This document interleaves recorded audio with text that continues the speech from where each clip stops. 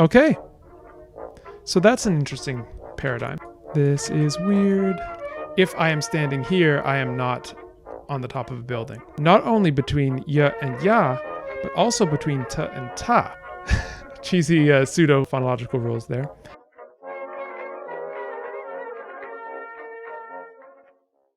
I'm stuck on this proto language. I don't know why. I can't get off of it. We're gonna fix the verbal system in the proto language.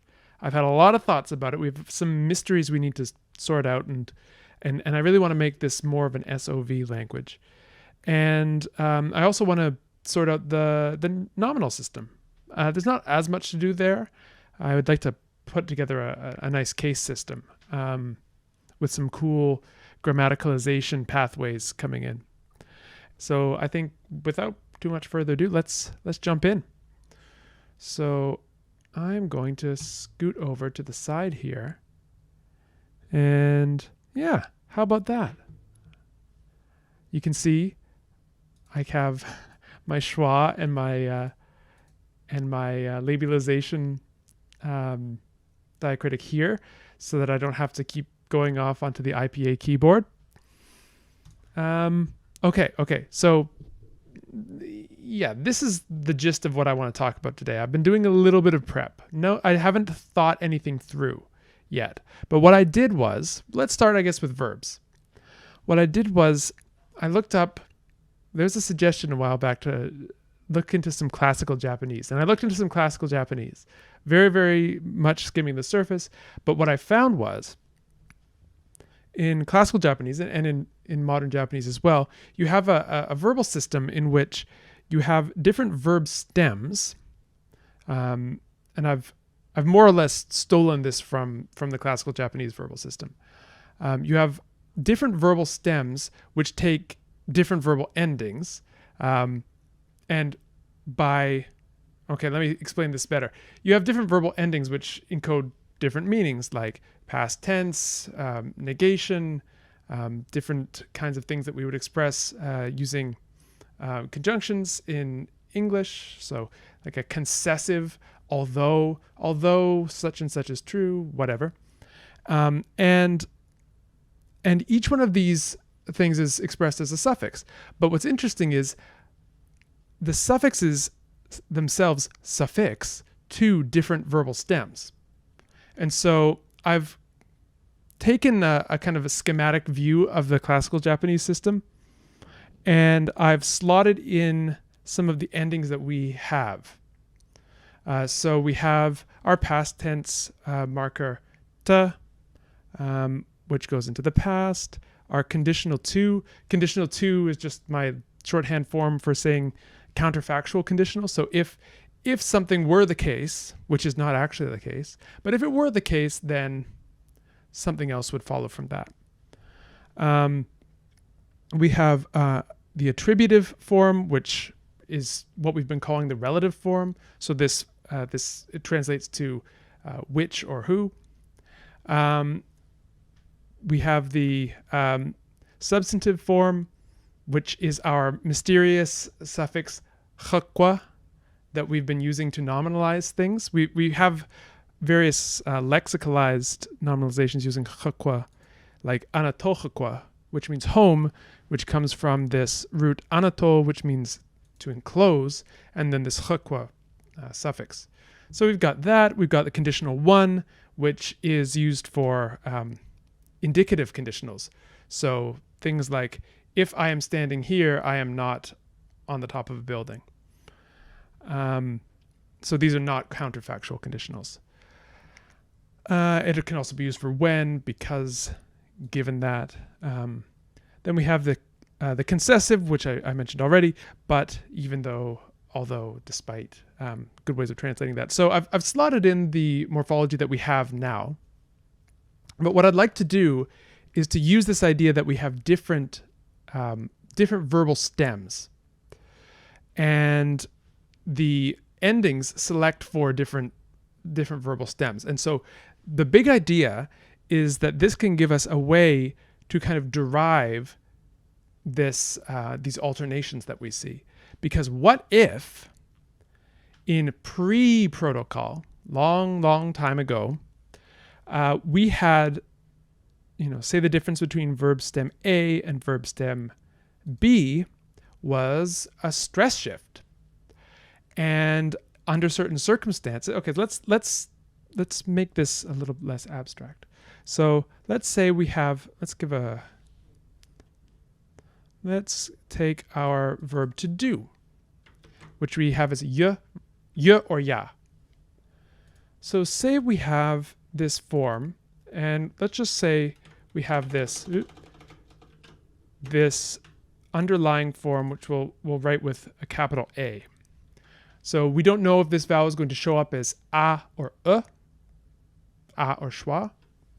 So we'll write it with just a capital A.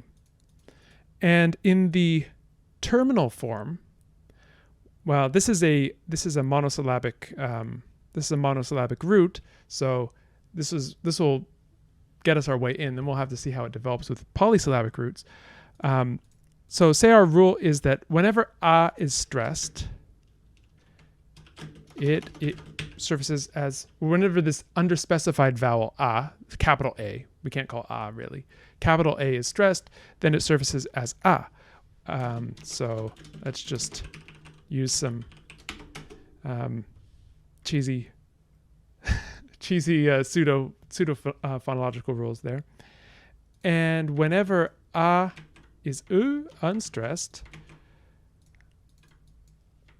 it shows up as schwa. Okay, so this is the beginning of our solution. This is just here because I needed a place to write it. I'll get rid of it later. So say then that terminal forms are always stressed on the first syllable or the last syllable. I don't know. Maybe they're always stressed on the first syllable, let's say. So the form would be initial stress. And so we would see ya. But then say the conjunctive form is exactly the same as the terminal form. And conjunctive is just the name that I stole from classical Japanese, or at least the translation of the name used in classical Japanese. I'm just going to probably call it verb stem B in the future, but it's generally used to connect clauses. Say this has final stress, and then say we find that for whatever reason the past tense attaches to verb stem B. The past tense has the underlying form. So we have to do, and we have the past tense form also has an underlying form of, I don't know why my keyboard is not liking that, ta, with this underspecified A. So then when we affix this past tense form to the verb, this is kind of intricate, we get y ta, because this always shows up in the because the past tense form always attaches to stem B, and stem B has word final stress. So that's the kind of idea. This can give us this allomorphy between ya and y, this alternation that we see. So we have ya in the terminal form, yata in the conjunctive form with this past tense suffix. Okay, so then this is a way forward to give us our alternation not only between ya and ya, but also between ta and ta. But we don't quite have enough to do it yet. So say there are two kinds of verbs in this language. There are verbs for whom this pattern holds, and then there are verbs for whom this pattern does not hold. So maybe we could call this ya form a weak verb because it takes its stress from the stem stress pattern. So we have ya, yata. But then say we have another verb. Let's find a verb. Let's say afi. to be thus or to be so. So for these verbs,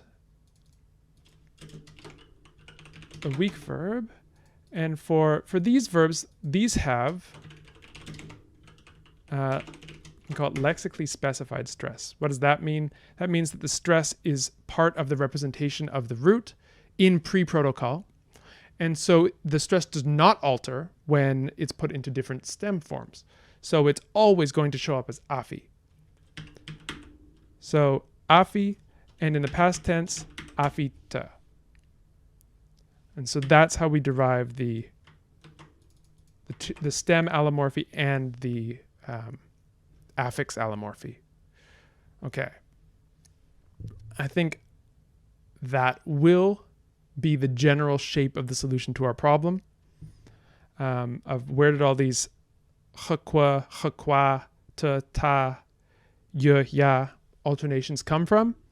We have these strong stems which have a fixed stress, and we have these weak stems which have a variable stress. In pre-Proto-Qal, I want to just make that very clear that this does not hold of Proto-Qal, of the language that we have reconstructed. This is going back via internal reconstruction to an even earlier form of the language in which this happened. And so that's what gives us these patterns of a versus schwa. Okay, I'm going to stop and survey the landscape from here. And the first step of that is me hydrating.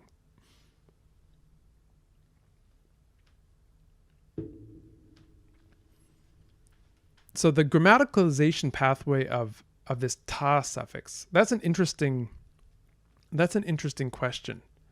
Off the top of my head, I can't think of too many pathways for a past tense. Maybe something like cross or surpass. That could perhaps work. I'd have to check that. But really, it would be cool if we could have everything come eventually from some lexical root. So a lexical root would be something that's not a functional root, not like a past tense marker that doesn't have any meaning other than this past tenseness, but it was some more specific, like a noun or a verb with fuller content. So we can explore that. But there's also another question that comes to mind when I think about these. This area of research that tries to show how functional morphemes, how grammatical morphemes come into being from lexical morphemes is called grammaticalization, or that's the phenomenon. And so the study of that is called grammaticalization theory. So the thing that always puzzles me about that is that it's true that you can sort of reconstruct earlier stages of the language often, and so you can see these diachronic pathways whereby lexical morphemes become functional morphemes over time. But is there like some sort of a year zero where everything was lexical? That seems to me odd because, the earlier stage of a language was presumably itself also a language with its own set of history. And so we could just keep going endlessly. So at some point, I think as Conlangers, we have to say, okay, we're not going to reconstruct any farther back than that. But that point may be quite far indeed, especially with my personality. Okay, so let's see. So maybe we have terminal, we have conjunctive, or stem A and stem B. We need essentially 6 stems if we're going to replicate the system that classical Japanese had. We don't have to, but I thought it was as good of a place to start as any. So the terminal conjunctive could be just initial and final stress. Maybe then we start adding some suffixes. So we could do something. I don't know. What could we do for this? We could do something like he We could do something like, I'm just going to put some random stuff in here and then we're going to see how it looks and change it. For the realis form, which is used for these, for the conditional one and the concessive form. And I'm sorry, things have gone off the screen there. My apologies. There's never enough space here. Sorry, I hope I'm not obstructing things with my own camera there either. There's just not enough real estate. Yes, okay. So let's start adding some of these. So let's take ya as our example, and we can say yata.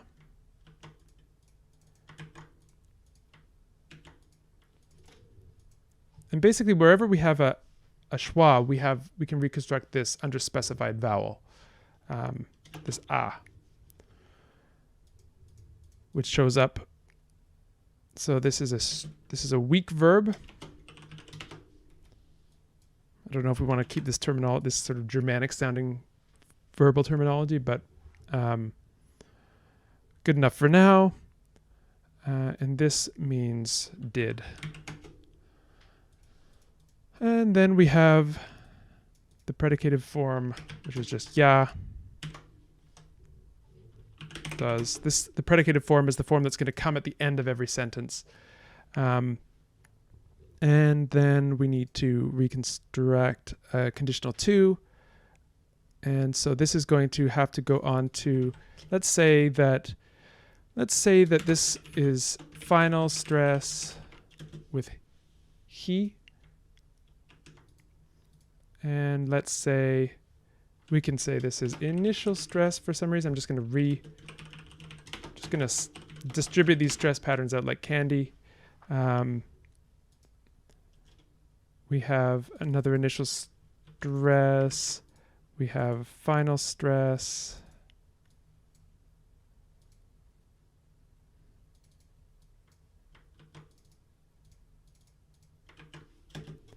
And fa.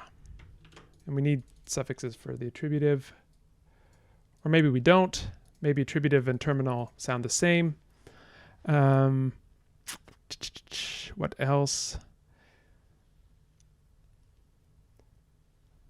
Oh, hey, Violet. Yes, it's kind of like in Spanish how you have these different verbal stress patterns based on the accentuation pattern of the ancestor language, or in Spanish's case, Latin. So we need something for this, and maybe it's going to be something like yeah. And for the attributive, we'll just leave it. For conjunctive, it's just final stress. Or maybe ma. That could work. So if we use this as a tentative, the terminal wording is because Japanese is a verb final language. Predicative is another way I've said it. Fortunately, we are also working with the verb final language, so we won't be lying by calling it terminal.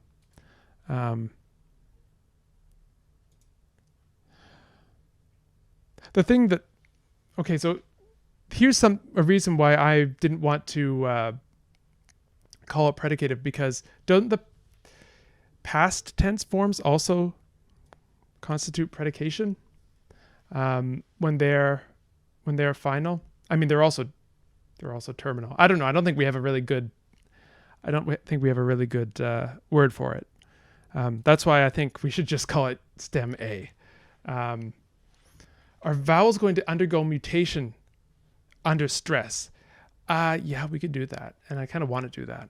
But I'm conscious of the fact that I'm introducing a lot of changes. So maybe we'll keep that in our minds. I would frankly, I would love to have essentially an Ablaut system for Proto-Qal. So we have this weird kind of Proto-Indo-European classical Japanese hybrid grammar. And so when things are under stress, the vowels mutate, and then the stress goes away and becomes regularized in Proto-Qal, but you have these strange vowel gradation patterns showing up, which is what we have here. So but we could go farther with that, and I think we probably should. So let's take another look at these. So the irregular stem would be, it would look like y, he, and what's something that takes the C, okwe. Yechiokwe. And this is probably those vowels in hiatus are probably not going to survive untouched, but we can deal with that later. And since this is a final stress, we would have okwa. Yechiokwa. Or maybe, final stress. Although we already have this okwa form for the conditional too, so maybe this deserves to have initial stress. So yahiokwa.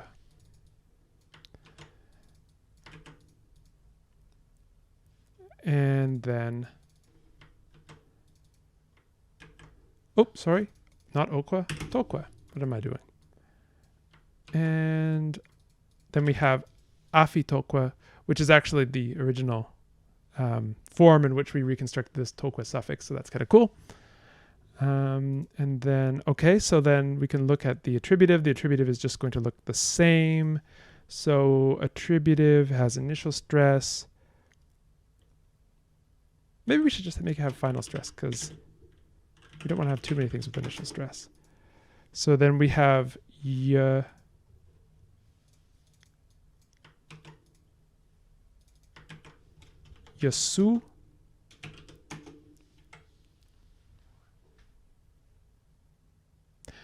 Yes, we are going to need this. Let's actually use the substantive form.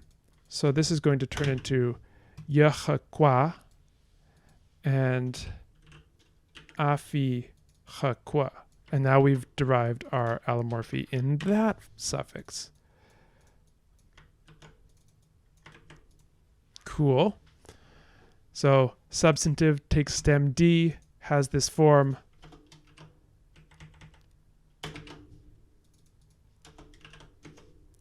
Actually, we can just leave this one as schwa because it's never going to alternate because we don't have any forms that take penultimate stress yet. And good. Okay. So what else can we do? Let's flesh out the rest of our forms. Wait, no. I made a mistake. I apologize. This tohwa is our conditional 1. Conditional 2 is okwa. Interesting. I wonder if there's a story there.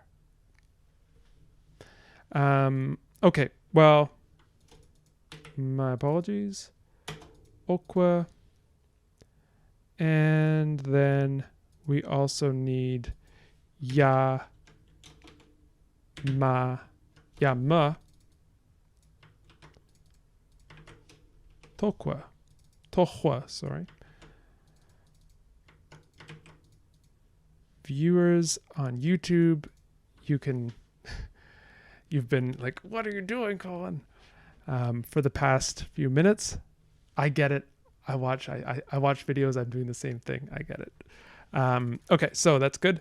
And then we have afi ma. Oops, and I forgot this one. Afi hi okwa. And afi ma.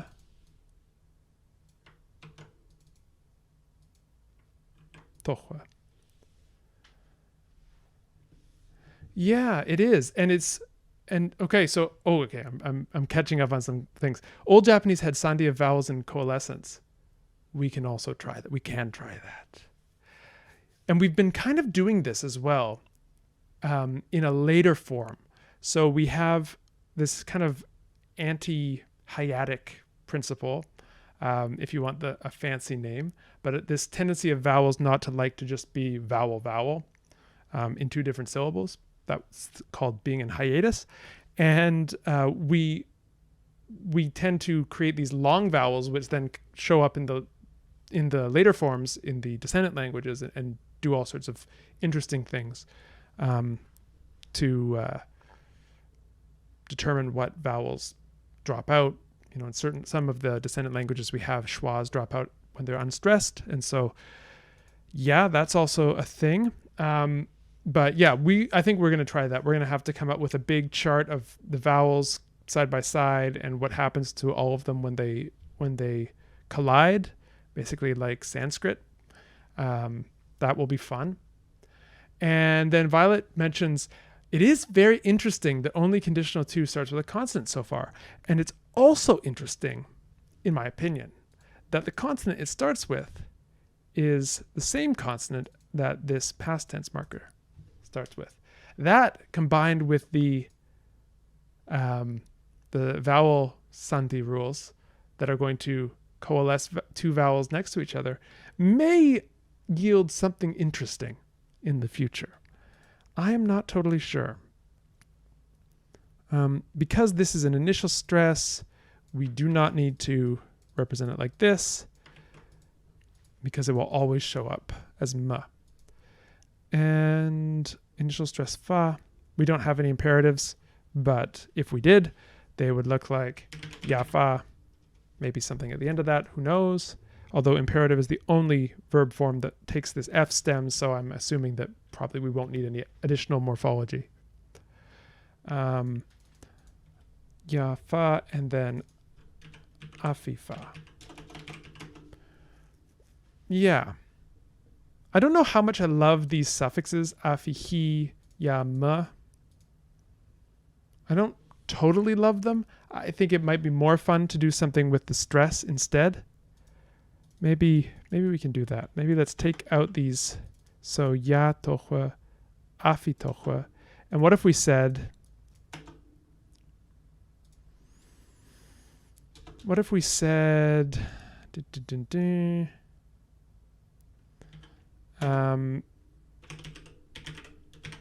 penultimate stress. So stress in the second last syllable. Get a little bit, let that right parenthesis come in. So then we have ya tohua here because the stress in the pre-proto language is going to be on to. And let's do the same thing here. We could have penultimate stress and we don't want realis and irrealis to be the same. I think that would be bad. So we can make irrealis keep its suffix, but also have penultimate stress. This is weird. Great. Okay. So that's an interesting paradigm. Of course, the fun will come when we apply it to our text, I think.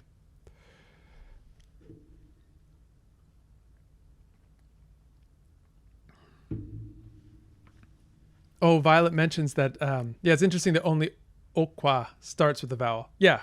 Well, same difference either way. I think we got some cool stuff out of it.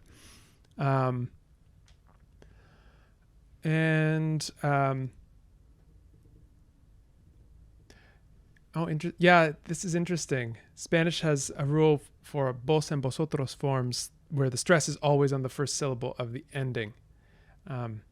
And that is going, well, at least for the vosotros forms, that's going to arise from the stress pattern in Latin, which was set up so that it would always have penultimate stress on those forms. And then one thing led to another, sound changes happen, and we get this pattern in Spanish. I'm not totally sure about the historical development of the bos forms. That'd be an interesting topic for a video. And what else? Yeah, since concatenative morphology is the default type, we have to come up with ways of handling the results of concatenation, which are sometimes that things get jammed together that our phonotactics don't like. And Santi is basically the way to deal with that. And, this is a good question. Anthony writes, since we're talking about stress, are there any reasons why a language with lexical stress might evolve into one with fixed stress? And I can give you a sort of improvised, haven't read anything on the topic answer, which are always the most fun. This is the, this is the pub after the talk level of seriousness, which is what I aspire to on this channel. So I think that there is a certain kind of economy of rule where you have a single stress pattern for a language. And this seems to be a kind of a tractor in language change. On the one hand, to keep things regular. And then on the other hand, to keep things distinct, to keep things that were formerly distinct. This, I don't really know if this is how sound change works. I think that there's a lot of debate as to how sound change works. This is a kind of a partially functionalist view that we're trying to maintain contrasts. But I think that there are good arguments to be made for that kind of approach. So if you have lexical stress, you have all of these representations, you have all of these sort of subsets of the language which behave according to different stress rules, like English. English does have lexical stress, but it has lexical stress in such a way that different pockets of the language, different morphological regions, or behave differently. So we have these kind of noun-verb pairs like record and record, and this is a very widespread pattern in English, and it is kind of rule governed. And you hear people actually start to use this kind of stress shifting morphology to distinguish between nouns and verbs. I think the most interesting thing, one of those is the noun install. Like, you've installed something, so you've done an install of it, which is really cool. So it does seem like these are not just sort of willy-nilly, stress could be anywhere. There are these kinds of islands of regularity within a larger system. So you can imagine that there's a cost of representing this complexity, and there's a pressure towards reducing it if possible in language change. Maybe you could think of it as a filter that a language goes through when it's being acquired by the next generation. It has to pass through. The language has really, exists in the minds of the speakers. And so to be transmitted from one mind to the next generation, there are certain filters that the language passes through, which cause certain characteristic patterns of language change. Delightful. Okay, yes. And then there's talk of French etymology in here. This is, the historical phonology of French is extremely fascinating. I have a little, not so little spreadsheet that I'm working on, to try and understand it better, but it's a monumental task. French over its history just likes getting rid of unstressed vowels. Okay, so I think we are now at the point where we should, I guess we should do a little cut for YouTube, because we've, I've been talking for a while. So why don't we do that? I'm going to do a little cut for YouTube and go back to the full screen. And thank everyone who's been watching on YouTube in the future for watching. And do the usual encouragement to like and subscribe and all of that good jazz, because this is, there will be much more of this to come. This is a very long-term project, working out this language. And it's like an addiction for me. So expect to see more of it.